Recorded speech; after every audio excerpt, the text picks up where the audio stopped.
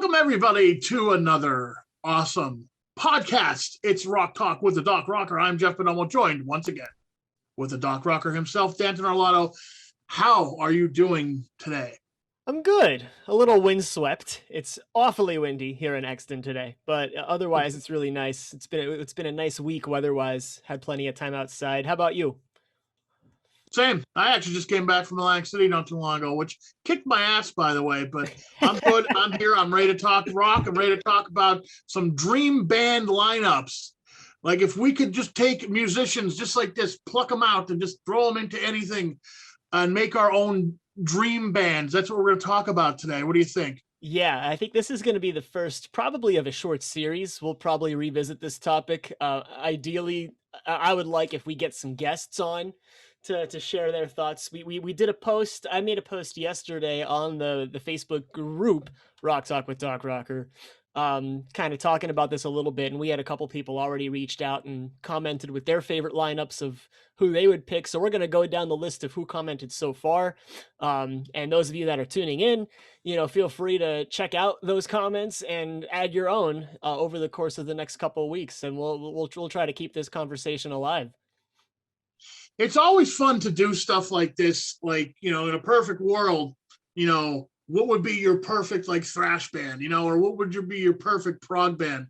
That's kind of how I attacked this whole subject. Was I actually put together a few of them, different genres of music, like what I want to see, like, a thrash band gets together. Now, of course, most of these are probably never going to happen. I will mention one that almost happened, and my fingers are crossed that someday it may. I'll get out of the way right now before we even get into this, so I don't forget. Yeah, there was a project way back when, late 90s, early 2000s, called the Three Tremors. It was when Rob Halford and Queensryche and Iron Maiden were on tour together. There was a song Halford did called The One You Love to Hate, I believe. And he used to bring Bruce and Jeff Tate from Queensryche up on stage with him to sing the song together. They'd each take a line. And so there was talks about an album together with these three guys. They were called the Three Tremors, and it would be all three of them singing, different with a bunch of different guys, playing music. That is on my wish list. That would be a dream band for me to see. Unfortunately, it never happened, and I don't know who to point fingers at, but I'm pretty sure the other two guys pointed fingers at Jeff Tate from Queensryche, but I'm not sure. That's what I heard. I read maybe somewhere, and I could kind of see that. But who knows? Maybe they'll bring somebody else in and revisit this someday. Who knows? So before we get started, I wanted to mention that because it just popped into my head that that's a dream band that almost happened. So yeah, that's about as close to reality as you could get. That's amazing. Yeah. I never knew that. Yeah, there's a live video of all three of them singing that song. I believe on Rob Halford's solo album. I think just him and Bruce singing the studio version. I could be wrong. It's been a long time, but there's a live version with all three of them singing, and it's cool. It's really cool. That's amazing. So let's talk about your dream band first, because I got a couple. So let's talk about you. Let's go to you first. So I just have one, and it's one that I've just kept on the back of my mind for years. I feel like this is something every musician does. Every music consumer kind of like handpicks their favorite. Like if I could put together the ultimate band, who would be in it? So for me, I figured to make it interesting, I set a couple of rules for myself, a couple stipulations. So all my guys are living. I think that's just happenstance. They just all happen to be alive. But I'm definitely looking forward to revisiting it. Like, what if I had to pick just from deceased musicians? That could be a lot of fun. I know, Jeff, you did one of those, and we're going to get to that in a minute. But I figured otherwise, I mean, because I have, naturally, I have like a couple of groups that are my favorites, and it's easy to just like, all right, let's, you could easily put in all three guitar players from Iron Maiden. You know what I mean? But then you basically have Iron Maiden. So I decided to not do that. So a big rule I set for myself is I could only pick one member of any specific act or band. So it's funny enough, like looking at the comments here, and we're going to address a whole bunch of these and share other people's favorites, but a lot of Dream Theater musicians are on the comment wall. A lot of people are having, you know, Mike Portnoy on drums, John Petrucci on guitars, Kevin Moore on keys, who was their original keyboard player before their current guy, Jordan Rudess. So like, it's so easy. I mean, those are like some of the most, you know, top tier world class musicians, but it's so easy to just like make half of your band Dream Theater. So, and I knew I would go down that same path because Dream Theater is one of my favorite bands too. So I decided, let me not do that. If I could only pick one person from Dream Theater and like one person from Iron Maiden, you know, that sort of kind of thing. So my band, just as with Iron Maiden, and a lot of the heavier, more progressive and genty stuff, I like bands with 3 guitars. So I actually went a little nuts and picked 3 different guitar players. So I guess we should start with those. First and foremost, anyone that follows our Rock Talk show, you know, you've heard me talk about this guy a lot. Steve Vai is my favorite guitar player of all time, probably my favorite musician of all time. I love him as a writer. I love him as a composer, not even just for how brilliant he is on guitar, but just the stuff that he could come up with. And he's one of those kind of like jack of all trades musicians that can do, like, it's funny, you know, like one of my first impressions of him was getting a particular album and like looking through all the credits, like in the little booklet that comes with the CD, you know, and having a credit to like, you know, so and so on drums and so on bass, and then literally everything else, Steve Vai. So he plays keyboards, he plays, of course, as a guitar player, he plays a lot of guitar-like instruments as well, and his music is really, really colorful. And I've always imagined putting him in like some kind of like basically like a prog metal super group, having him be like one of the main guitar players, I think would be an awesome thing to see. So he's number 1 for guitar for me. Number 2, Carrie Livgren from Kansas. And those of you that don't know Carrie Livgren, he's basically the guy that wrote Carry On Wayward Son in like a day. He was pretty much the backbone and the creative mastermind for Kansas all throughout their early career in the 70s. And then he departed, I forget exactly when. He's not with the band currently, but a lot of my favorite Kansas stuff is stuff that he wrote. He also went on his own way and did a whole bunch of solo stuff, which is really, really cool. I think the first most notable of which is something called Seeds of Change. I'd have to look that up, but yeah, he's got a lot of really cool solo content, and he's another kind of jack of all, where he's a really good guitar player. He sings, he has a really nice singing voice. You know, he's partially responsible for all the rich vocal harmonies in Kansas's early stuff. He also plays piano. He's a keyboard player. He's kind of like, he could do a little bit of everything, and I feel like putting him in a band is a no-brainer. As a Kansas fan, you got to go with Carrie Livgren. Guitar 3, I'm going with my favorite Maiden guitarist, Adrian Smith. So this band's going to have 3 guitar players. 3 guitar players, yep. Okay, but then they're all different, though, which is really nice. But they're all different, right? You got a guy from like an old school progressive, you got a solo guy, and you got a dude who's part of a metal powerhouse. So, and, you know, if you tune into any of our Iron Maiden based episodes, you know, Jeff and I talk extensively about this group because it's a mutual favorite of both of us. And we've talked pretty extensively about Adrian Smith in the past, as far as stuff that he writes, stuff that he wrote with Maiden, stuff that he currently writes with Maiden, and then a whole bunch of his solo stuff that I really, really like. He's my favorite guitar player. A lot of my favorite solos in the Maiden catalog come from him. A lot of my favorite Maiden songs come from him. And I know, Jeff, you could probably agree with that a lot. I absolutely agree. Yeah. The Maiden guitar players, yeah, he's definitely my favorite. Yeah, so I figured putting him, you know, I'm just imagining a band where you pick Adrian Smith from Maiden and you put him in a band with Carrie Livgren and Steve Vai, and those are your 3 guitar players. So there's that. For bass, my selection is a little kind of offbeat, a little off the beaten path. Hey, there's a dog. Yeah. Hey. Hello there. Do you want to make a guest appearance? Yes, it's the Beast. The Beast is gonna get you. So yeah, this is Midna, everybody. My little baby girl. Okay. You can hear my dogs barking in the background, but they're not coming in, right? So yeah, so my bass selection, I don't want to say he's underground because he's probably really big in the bass world. I'm gonna go with Ryan Martini, originally from the new metal group Mudvayne, which is very interesting. But he since has launched this really cool instrumental progressive trio called Soften the Glare, which I think maybe like 2017, 2018. They're pretty recent. They have 2 albums on Spotify, and it's really, really cool, wacky, colorful stuff. And It is good. he has like a unique way of playing the bass. I think he has his own way of tuning it, if I'm not mistaken. I think it's like 5-string, and one of the strings is detuned to a certain note. So he could do some real interesting chord shapes. And even if you listen to a lot of Mudvayne's stuff as like, kind of like trashy new metal, whatever kind of stuff it is, the bass playing in it is fantastic. Easiest example is their song Dig has this really, really weird, interesting bass line. And even when I was like really young growing up and thought the band kind of sucked, I wasn't a big fan of them, I couldn't help but notice that the bassist was really, really interesting.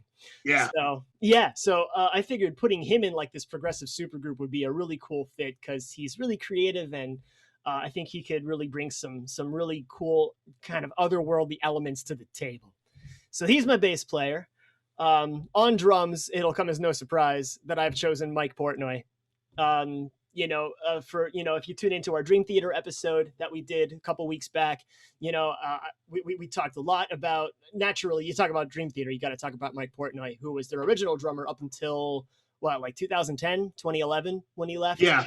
Somewhere around there. Yeah. And in all the early, most formative years, he was the guy that was writing a lot of the material. So notice all the ones I'm picking for my band are writers, and I figured that would be a really interesting sort of collaboration, not just bringing it, like, it's easy to like, all right, pick like your best shredders and put them all together and make a super group. But I figured I should take more of a kind of a more holistic lens to who I pick.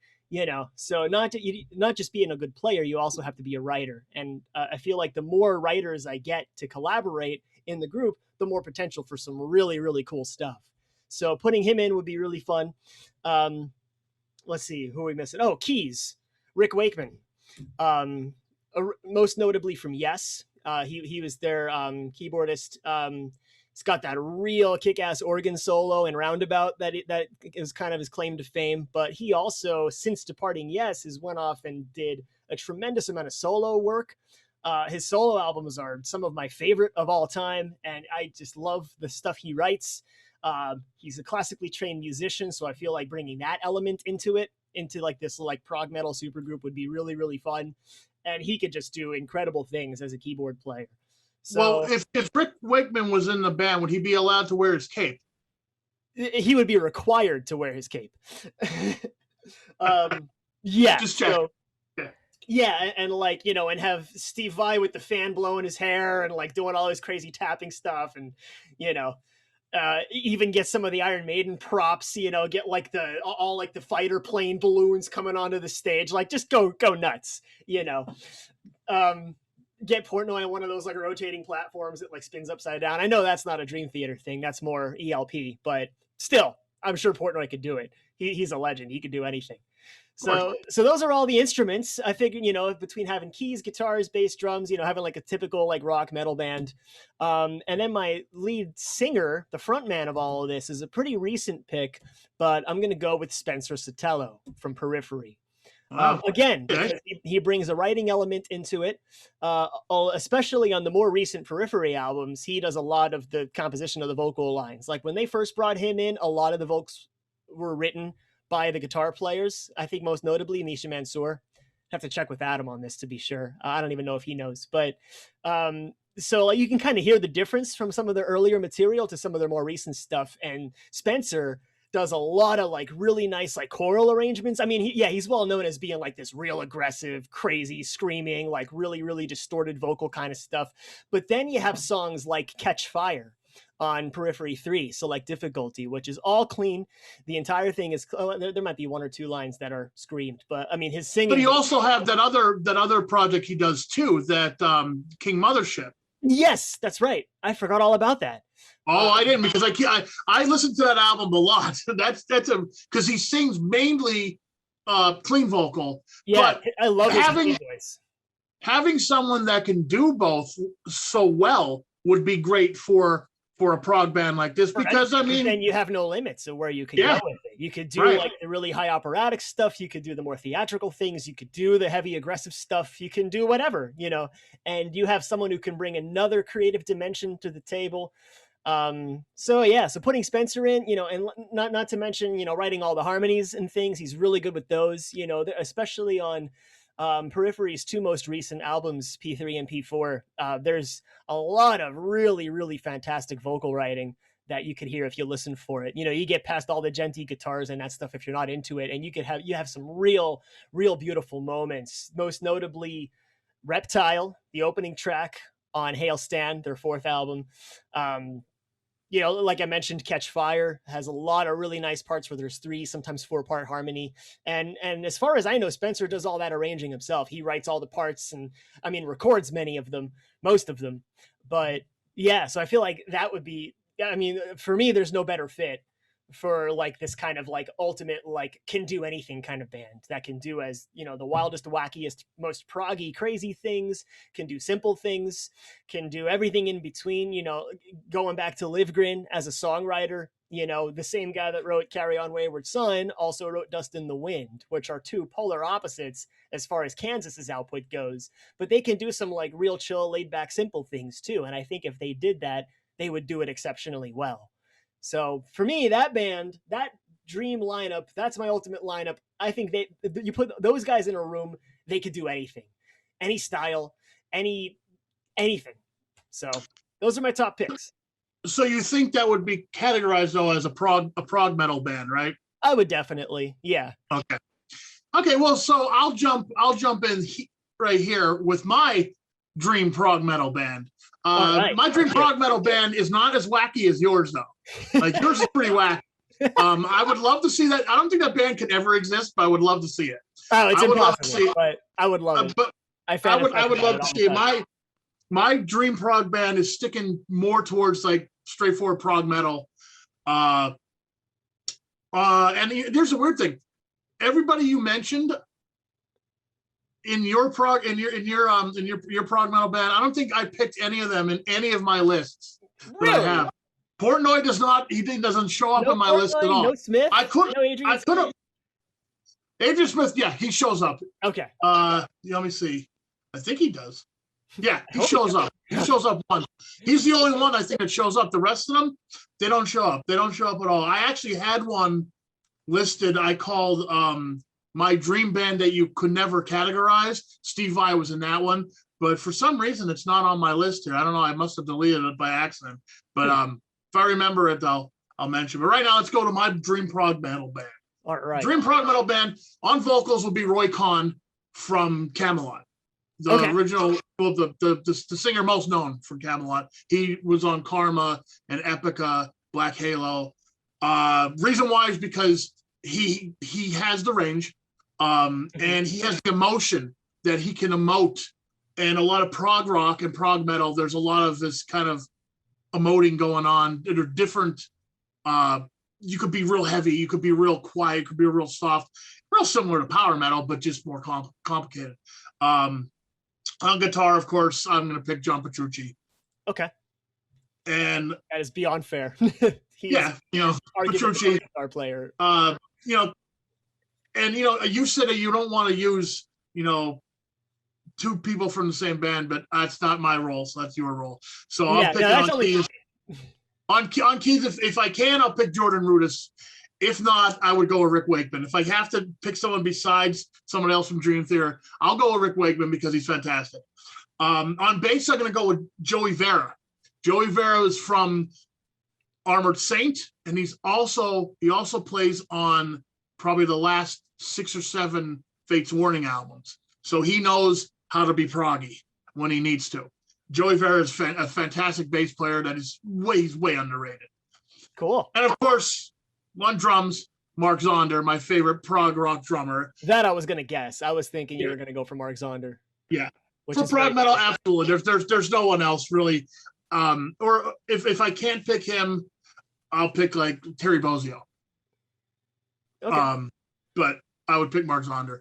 But since him and Joey, what's that? Do you have any other guitar players, or just? No, I figure Petrucci's enough. And That's fair too. yeah, that's my prog metal band. That's so it would probably sound a lot like Dream Theater with Roy Khan singing. Pretty much. That's That would be awesome. Even just that, just put Roy Khan as the front of Dream Theater. I mean, I love James Labrie. Don't get me wrong. Sure. I know a lot of fans don't like him, but it's definitely fascinating to imagine if Dream Theater had Roy Khan as the front man. That would be very, very powerful. Yeah, he would be a great prog metal singer, even more so than a power metal singer, because again, like I look at some of what Kamelot does, and I look at what these prog metal bands do, like Dream Theater and Fate's Warning. It's real similar, except prog metal gets to be more progressive. They could go all these different ways, but there's not a lot of difference between a lot of power metal stuff that I listen to and prog. So I'm gonna go to my dream power metal band right now. All right, let's do it. Power metal band. This is a good one. Of course, vocals Michael Kiskey from Halloween. Okay. He's my power metal guy. Bass Steve Harris. Ooh, nice. I mean, Maiden. A lot of people don't think they're a power metal band, but they're like the godfathers of power metal, really. You know what I mean? Imagine Steve Harris playing in like a Rhapsody type band, In a true power metal band, he would thrive. He would flourish beyond anyone's wildest dreams. On guitar, and we're gonna go with two guitar players. Okay. You kind of have to for power metal. You need power metal, sure. You need two of them. Luca Turilli from Rhapsody. Yeah, he would have been my pick. Yeah. Oh, he's so good. Mm-hmm. And of course, to balance him out, Adrian Smith. Okay. And on keys, I'm going to go with the original Dream Theater keyboard player, Kevin Moore. Okay. Because I think older Dream Theater has more power metal vibes to them than newer Dream Theater does, keyboard-wise. Mm-hmm. And on drums would be, we need speed. It has to be Dave Lombardo from Slayer, the original drummer from Slayer. That's who my power metal band would be. And I think they would be good. They would be good. They would be terrific. That would be a really interesting, and that would probably be a sort of power metal band that would sound like no other. You know what I mean? It would definitely have like, between Harris and I'm trying to think. Yeah, having the Slayer drummer and Steve Harris. Wow. Yeah, you put those things together, and I feel like they would have like a unique stamp of like, you hear like a couple bars of one of their songs, like, oh, that's this band, Yeah. You would be able to I think they really would. And I think like the speed and the modern power metal vibe that Luca Turilli gives off with his Rhapsody stuff would be great contrast to what Adrian Smith does, which is more melodic and more new wave of British heavy metal, with still that epic thing that he throws in, this band, part of this band actually did exist at one time with Michael Kiskey and Adrian Smith doing stuff for Michael Kiskey's first solo album.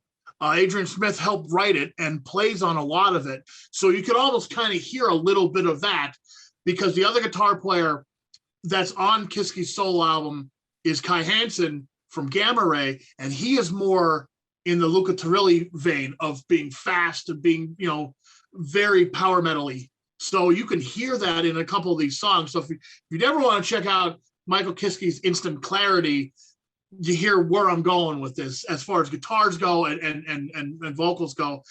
When they get heavy on that album, it's good. It sounds really good. There's a lot of mellow stuff on an album too, but it's cool. It's cool. Yeah, I like it. A lot of great lineups. What else you got?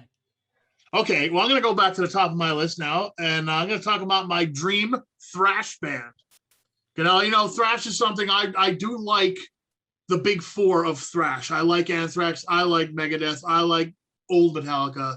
And I like Slayer to a point. I'm not a huge Slayer fan. I like their first couple albums. I thought they're extreme. They scared me at night. They're crazy. My favorite Slayer album, of course, is South of Heaven, or I'm sorry, Seasons in the Abyss, followed by South of Heaven. But anyway, dream thrash band. Two guitar players. Alex Skolnick from Testament. He would be on guitar. Dave Mustaine would also be on guitar. So those two. Again, Alex is like an Adrian Smith compared to Dave. So, I didn't want to pick Marty Friedman because we'd be just doing Megadeth again. So I want Alex on guitar because he's fantastic. He's an excellent guitar player from Testament. And of course, Dave could help writing. On drums, I want Charlie Benante from Anthrax because out of all those drummers, even Dave Lombardo, I like Charlie the best out of the big four. Of the big four drummers, I like Charlie is very underrated. And he's just an all-around great musician. He writes a lot of the guitar riffs you hear in the Anthrax songs too. He doesn't get a lot of credit, but he's fantastic. And vocals, I want to give to Chuck Billy. Chuck Billy from Testament. He's my favorite thrash vocalist. He's so good. And he had cancer and COVID and didn't die. So that makes him metal. Either cancer or COVID can kill Chuck Billy. And I like the way he sings. He's very guttural. He's very raspy, but he's still, especially in the newer Testament albums, he still has melody. It's he does a lot of distortion with his voice, but he still sings some melodic lines, which is really, really cool. And on bass, here's the surprise. Bring him up from the dead. I want Lemmy on my bass. Ooh, that would be good in a thrash band. Yeah. Yeah. Because Motorhead's a fast band. Motorhead has a lot more to do with punk than real metal, I would say, Yeah, I wouldn't label them as a metal band. Right, but Motorhead, when Lemmy plays bass, he plays it like a guitar. He plays it very aggressively, and he usually plays it distorted and loud. There you go. There's my thrash band. That's the perfect compliment to a thrash band. Yeah, so I never would have thought of that. That's awesome. Yeah, I put some thought into them. Like, who would be the best thrash bass player? I could go with, David Ellison from Megadeth, sure. I could go with Jason Newsted from Metallica, but now I'm like, nah, Lemmy, because he would have distortion on his bass, which would make it heavier.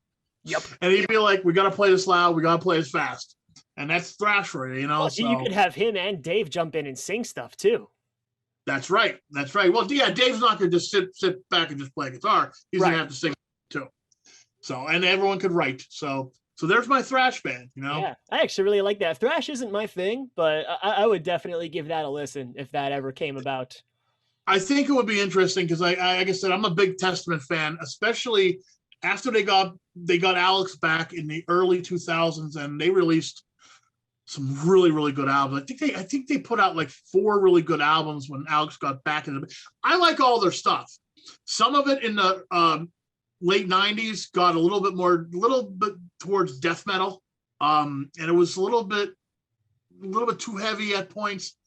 But when Alex Skolnick came back, that melodic guitar playing over top of these thrash riffs came back, and I think there's 3, 4 or 5 albums now with him now since the early 2000s, and they've just been on a roll, man. It's been really, really good. So next up, I'm gonna go with the dream band made up of dead rock stars. Yeah, this one I'm very curious to hear your pitch. Okay, we're gonna go double guitars on this one too. Okay. We're actually gonna 1, 2, 3, 4, 5, 6. There's gonna be seven member band, I think. Oh wow. That's big. Yeah, well, there's a lot of dead people. I could just pick one of them. So on guitar, I got Jimi Hendrix. Okay, we're gonna go classic with this one. And on second guitar and vocals will be Prince. Okay. On bass is going to be John the Ox Entwistle from The Who, because man, that guy plays like crazy. Oh, I forgot he was deceased. Yeah, he passed. Yeah, he was one of those guys who just partied until he died, man. Read up on that guy because he was pretty crazy. When did he die? Did he die a long time ago? Yeah. I mean, not like a super long time ago, but he died quite a few years ago. Yeah. Oh, okay. Yeah, he's been gone for a while. But yeah, he partied himself to death pretty much, and he was broke when he died, and he just lived the rock and roll lifestyle. So throw him in that band with Jimmy and Prince. Yeah, that would be dope. That would be a lot of fun. On keys, I want John Lord. Oh, I didn't John realize Lord. he's deceased too. Yeah, he died, I think, in like 2012 or something. Yeah, Oh wow, I think maybe that's even awful. maybe it was sooner than that. I don't remember. I'm pretty well. I know he's dead. I'm pretty sure it was around 2012, maybe even a little bit later. On drums, of course, I want Neil Peart. Yeah, that's a no-brainer for you. Now on vocals, I want Elvis, Right, I keep the forgetting king you're a of big rock and Elvis roll. fan too. I want the king of rock and roll. But I got one more member. I got one more member who's also, because there's gonna be three vocalists in this band, depending on what they do up in heaven. Depending what they do, sometimes Prince will take vocal, sometimes Prince will just shred with Jimmy, and Elvis could dance around, shake his hips and sing. But then, there's gonna be a little guy who's gonna come up and he's gonna play trumpet. Because he knows how to play trumpet. And he can sing. Ronnie James Dio on trumpet and vocals. I was so surprised that when you didn't say Dio first. I was like, I was ready for Dio because he would be the front of my deceased member band as well. Well, yeah, he's there, but he also has to play trumpet. He can't, All power to him.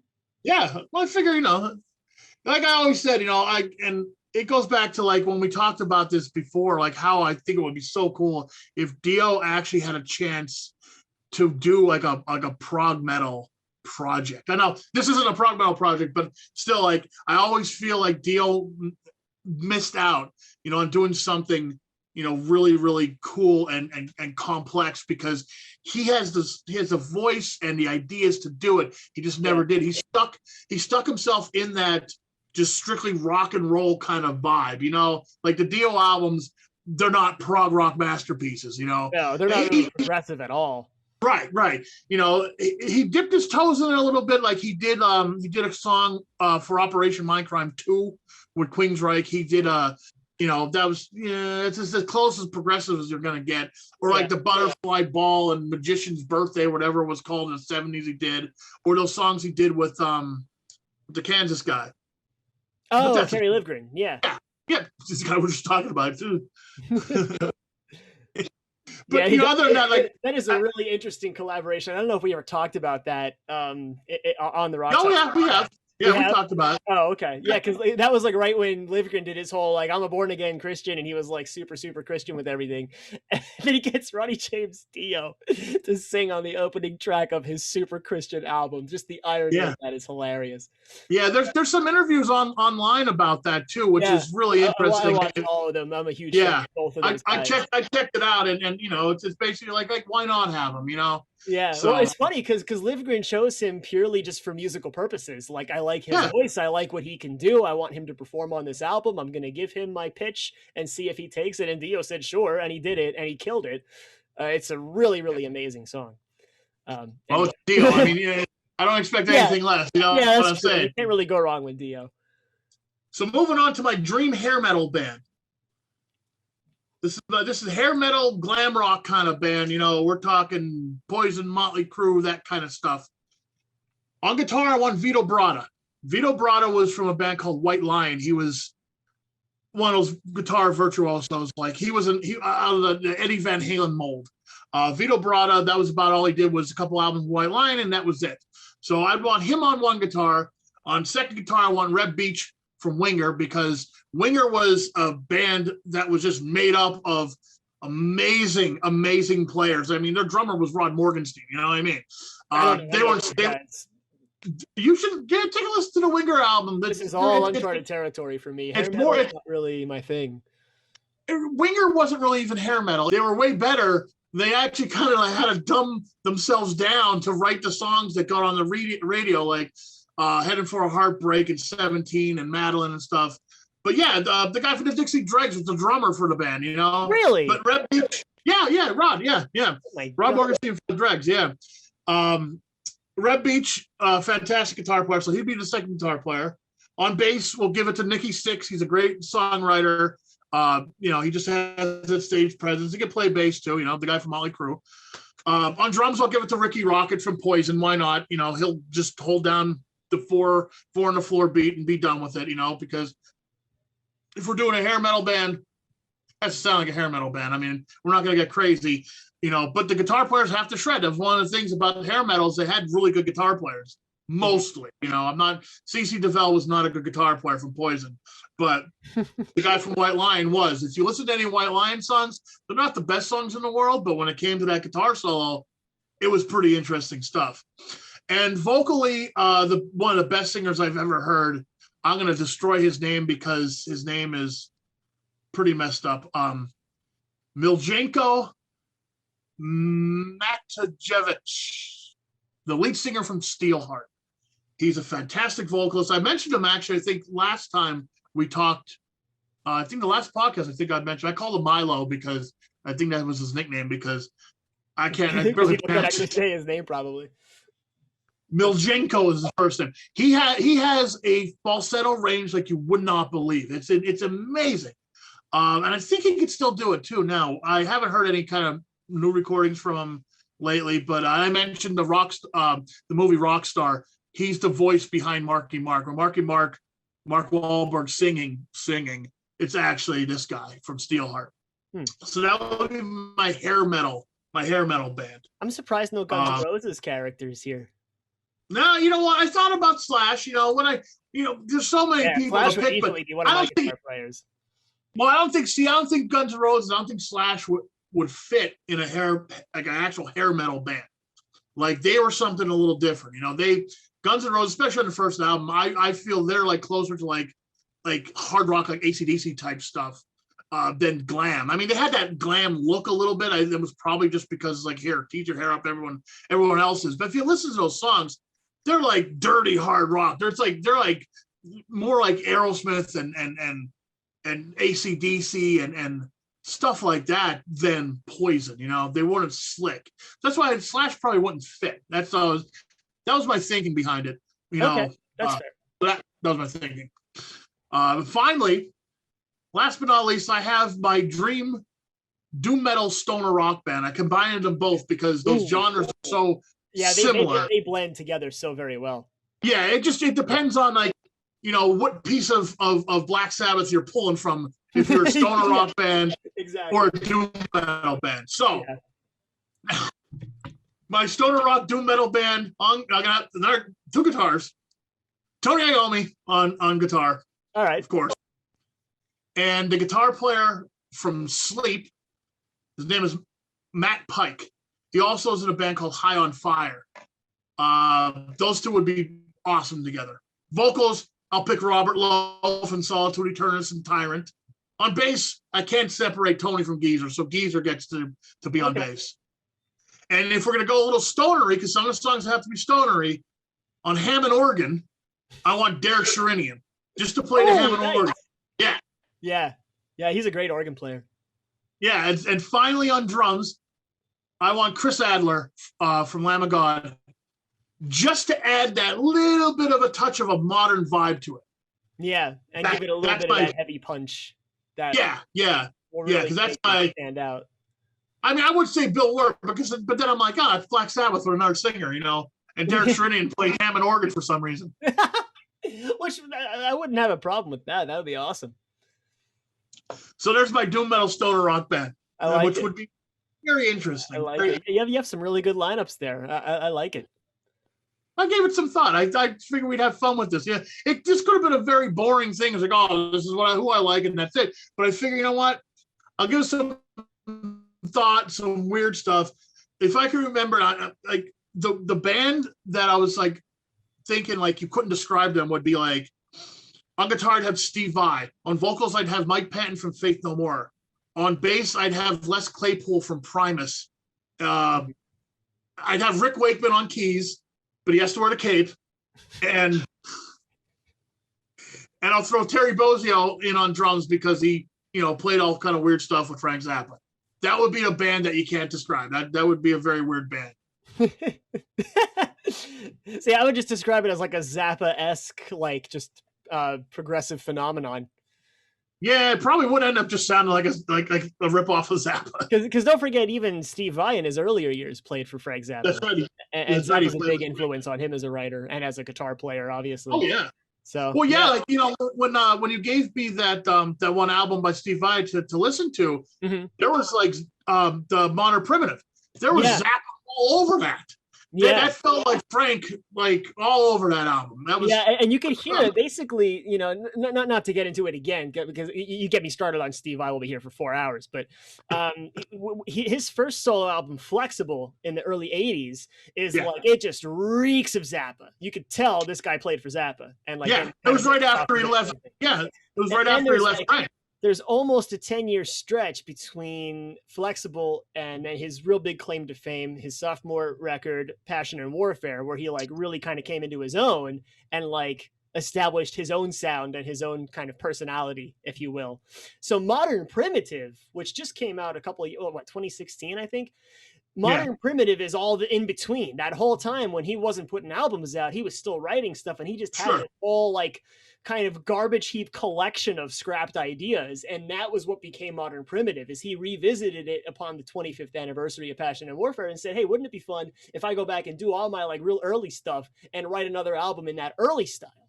So that's everyone that hasn't heard it should go check it out, because it is a good album. Now let's go take a look at the Rock Talk with DocRocker Facebook group. Yeah, let's see what some of our friends said. Yeah, read up on some of this. Let's start with Dan. Go ahead, buddy. Yeah, so the first comment we got from our buddy Dan, who we featured on the podcast a couple weeks ago. We did a whole big shtick on video game music, and Dan went on record on that episode and mentioned he's a real big Dream Theater fan. So it's no surprise that of some of these people that are in here, especially, all right, let's see. So he's got 2 guitars, John Petrucci and Steve Vai. Very good taste. And then having either Neil Peart or Mike Mangini, who's also from Dream Theater, and then having Jordan Rudess on keys. So it's basically like half of it's Dream Theater, which is, there's nothing wrong with that. It's an awesome band. I mean, Dream Theater are some of the best musicians in the world. He's got Justin Chancellor on bass, and then his front man, very, very interesting, Freddie Mercury, which, funny enough, we had a whole thing on, we were just talking so much about deceased musicians, and I'm surprised this guy's name didn't come up yet. Yeah, there he is. I forgot about Freddie. Yeah, so that might change your deceased band member lineup if you want to add a 7th member. Well, you could add Freddie. I mean, he can play piano, I guess. Yeah, you could put Freddie in anything. He's an amazing musician. So, and sing. He also puts, if he's under the stipulation that all the band members need to be living, then instead of Freddie Mercury, he would put Bruce Dickinson on vocals. And then, of course, go with Mike Mangini instead of Neil Peart, since Mike Mangini is still with us, thank God. So, yeah, so that's Dan's picks for his dream band. Do you want to read off the next one? Yeah, it comes from a guy I graduated with, Brian Zalipko, who is a fantastic drummer. And this guy, my entire life, man, I've known him. We've known each other probably since junior high school. Oh, wow. Yeah. Me and Brian go way back. He was the one who actually got me interested in electronic drumming, because he was the first guy I knew that had an E-drum kit. Oh, and really? He got me. He turned me on to the E-drums and stuff. In fact, I hope Brian still plays. He's fantastic. He was a fantastic drummer then. You can just imagine how good he is now. He says his dream band would be Mikkel Akerfeld on guitars. That's a guy from Opeth, guitars and vocals. Steve Wilson from Porcupine Tree on guitars and vocals. Mike Portnoy on drums. Tony Levin on bass, and Kevin Moore on keys. That would be really interesting, because you got Opeth is way different than Dream Theater, I'll say. Yeah.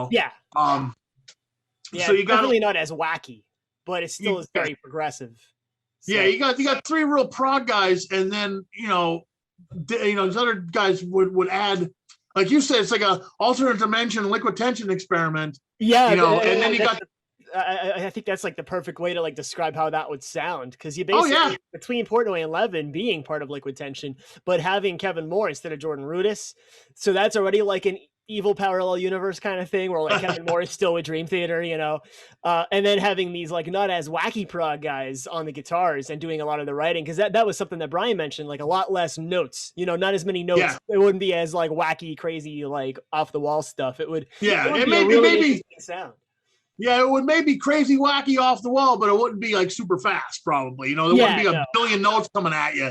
Yeah, it would But just it be would like probably weird still be keys, a little weird weird. chords. It would Yeah, be dissonant. It would be cool. And like I said, it just sounds like evil liquid tension experiment, which would be awesome.